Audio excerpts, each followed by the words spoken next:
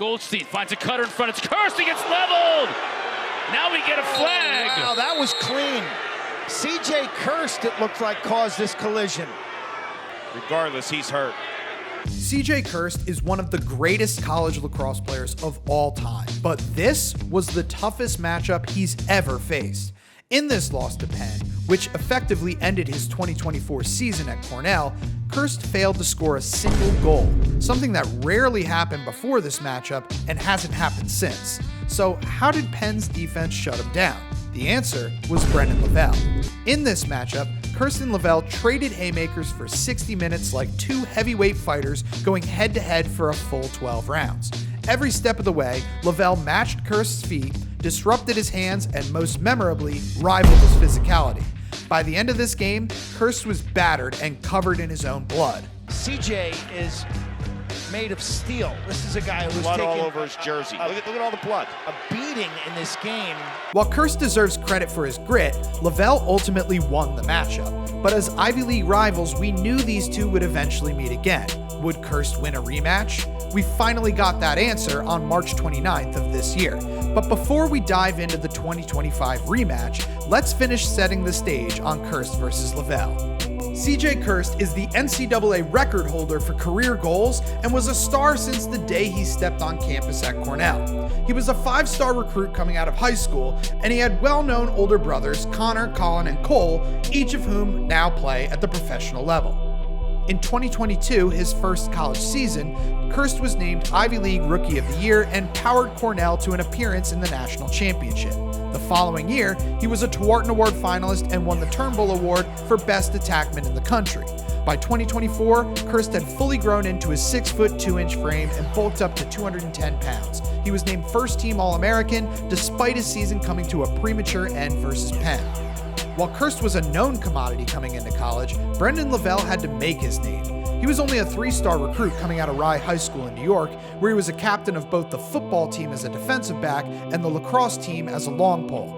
Lavelle was an immediate starter for Penn in 2022, and he was a unanimous first-team All-Ivy selection in 2023.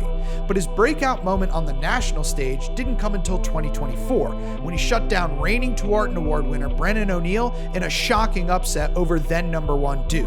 From a physical standpoint, Lavelle is the perfect defender to match up against O'Neill or Kirst. 6 foot, 210 pounds, strong, stocky, and built with a perfect center of balance.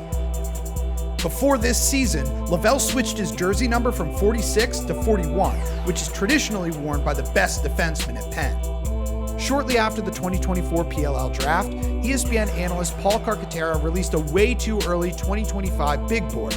Lavelle was his top-ranked prospect for close defense, and Kirst was his number 1 ranked prospect overall. With that in mind, we can now fast forward to the head-to-head rematch on March 29th. Heading into this matchup, Cornell was ranked number 1 in the country and heavily favored over unranked Penn.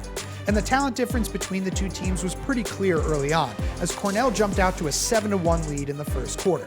By the third quarter, that lead swelled to 12-1, and when the final whistle blew, the Big Red had secured a 15-5 win. CJ Kirst finished with 5 points, 2 goals, and 3 assists, but that doesn't mean he dominated the rematch with Brendan Lavelle. In fact, Kirst had his worst day all year in terms of shooting percentage against Penn, putting just 4 of his 9 shots on cage and only burying 2 of them. For perspective, he's shooting nearly 50% on the season and averaging almost 5 goals per game as of the time of this production. Here's an example in the second quarter where Kirst tries dodging on Lavelle from his favorite spot on the field, the high lefty wing. Lavelle's positioning, combined with some quick and eager doubles from his Penn teammates, prevent Kirst from ever getting in position to fire a quality shot. Kirst ultimately dishes to a teammate who shoots the ball over the net, leaving Kirst with just 10 seconds to cook off the end line on the restart. Lavelle, who knows Kirst wants his left hand, cuts the field the opposite way, and Kirst tries to take advantage with his speed dodge to his weak right hand. Although he gets a step on Lavelle, it's only enough to set up a low percentage backhand shot that's easily turned away. Kirst has a knack for making the game look easy, but Lavelle is one of few defenders who can make him work for every inch on the field. You could see it on simple exchange passes like this one, where Lavelle presses out on Kirst just to make things a little bit tougher for the adjacent passer. Unfortunately for Lavelle, the way this game shook out, he couldn't be glued to Kirst the entire time. Kirst's first point of the game was an assist on man up. He does a nice job dragging the defense away from 𝐓𝐇𝐄 𝐋𝐀𝐂𝐑𝐿, maximizing time and room for the shot, but it's hardly a knock on Lavell, who was stranded nowhere near the play. Kirst's second assist came in the final minute of the first quarter. He dodges topside on Lavell, who's knocked off his line by a firm pick. You can argue Lavell should have been more aware or could have navigated the pick better, but the bigger problem here is the slide package. Kirst ends up with 3 defenders on him, in a place on the field where he's not particularly threatening to shoot. And it's an easy pass back to Michael Long for the goal. In fact, this was a problem for Penn the entire game. Here's a play where 3 Penn defenders, including Lavell, are huddled around Kirst, leaving a long pole wide open for a juice goal. And you're going to have to explain to me what Penn's defense was doing on this Kirst assist in transition. Not only is Michael Long left all alone on the backside, the closest Penn defender turns into a statue and apparently doesn't see the play unfolding right before his eyes. Long, by the way, was the biggest beneficiary from the extra attention Kirst drew in this game, finishing with a game-high 4 goals and 6 points.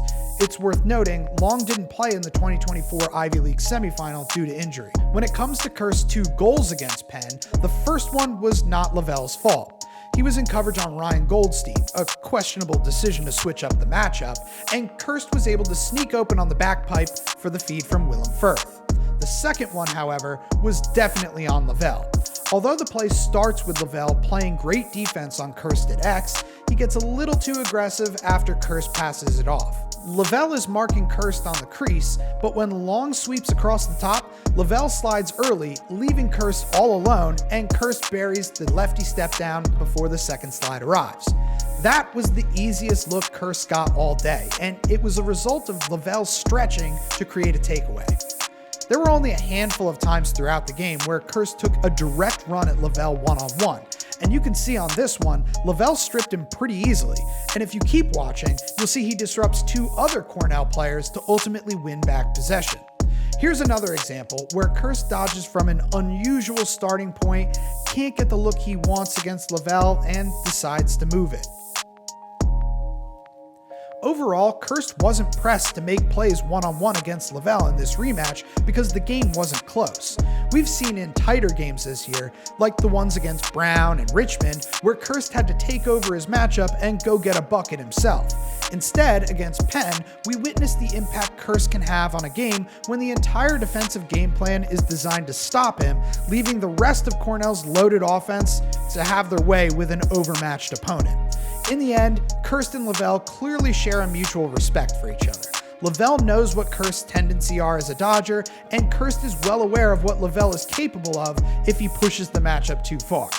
After this rematch, 𝐓𝐇𝐄 𝐋𝐀𝐂𝐑𝐿 came out with an updated big board.